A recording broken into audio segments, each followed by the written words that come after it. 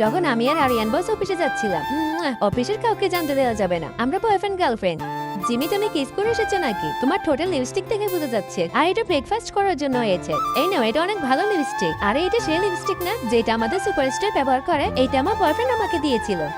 Jimmy, এই কাজ শেষ করে তাড়াতাড়ি আমার সাথে দেখা করো। ঠিক আছে স্যার। এই বেবি দাঁড়াও, কোথায় পালাচ্ছ তুমি? তুমি আমাকে অনেক কাজ দিয়েছো আর আমাকে বেবি বলে ডাকছো। তুমি যদি কাজ করতে না চাও তাহলে আমাকে বিয়ে করো। আর তখন নিচ থেকে লিলি আসছিল। ছাড়ো আমাকে, লিলি আসছে। ওরে বাবারে, আমার মাথাটা ভেঙে গেল রে। আরে স্যার, উপরের দিকে তাকিয়ে রাখলে তো হসপকে পড়েই যাবে। আরে এসব কি চলছে ভাই?